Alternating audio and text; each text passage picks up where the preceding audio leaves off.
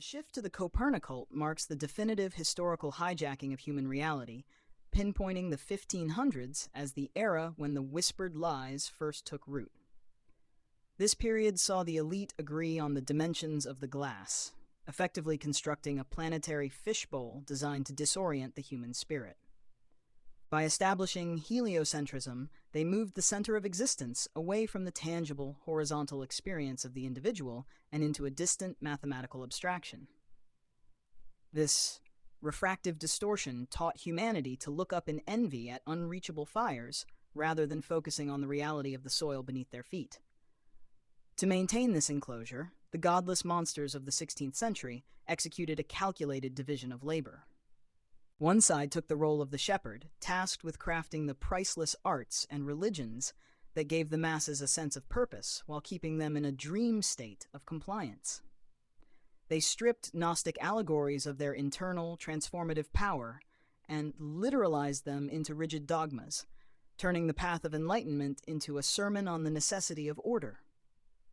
The other side focused on the systems of hierarchy and false education, creating a world where enslavement required no physical chains.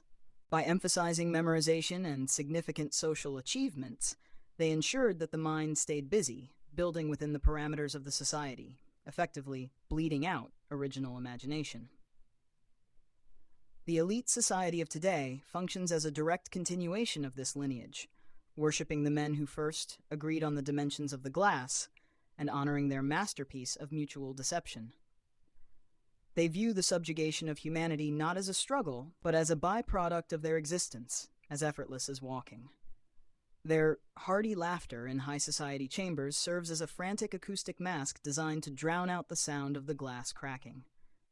These modern superiors preserve the system by ensuring that each generation believes they are the first to be special or broken, preventing them from recognizing the 500-year-old lineage of monsters that continues to harvest their emotional energy. The brother wars have evolved into a system of invisible debt, where the population is beat to believe that the struggle for scraps is the natural order.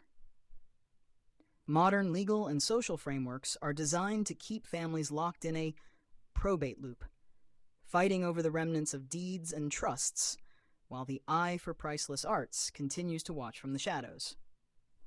This debt is paid in the currency of simplicity, a manufactured state where people are too exhausted to imagine a world where they are not being stepped over.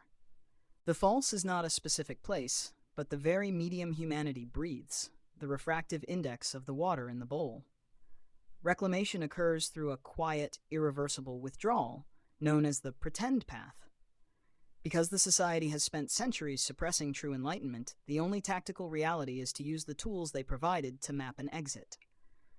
By performing the expected lackadaisical simplicity with perfection, the descendants become invisible, allowing them to dismantle the foundations of the trusts from the inside, brick by invisible brick. They build a shadow trust of knowledge and connection that has zero value in the elite economy, making it the only thing the monsters cannot seize. The narrative of the Copernicult ends with a great leveling and a total divestment of belief. When the people stop looking up at the hearty laughter and instead look through the false to the raw, unconditioned air of the real world, the glass finally atomizes. The monsters are left exposed. Two elderly, frightened men shivering in the dirt, clutching at the remnants of their vanity. The children of the New World no longer build bridges or cathedrals to distant powers. They build porches and sit under the vast, unshielded stars, finally home because they have stopped letting monsters build fences within their spirits.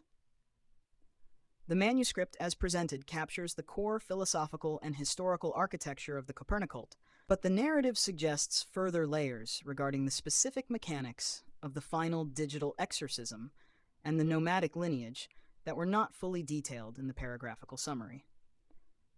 To be truly complete, the text needs to address how the curators of the mundane transitioned from the physical 16th century structures into the automated algorithmic systems that current descendants face. The pretend path is the tactical method, but the unassuming enlightenment represents the viral frequency that actually settles the debt by making the old code irrelevant.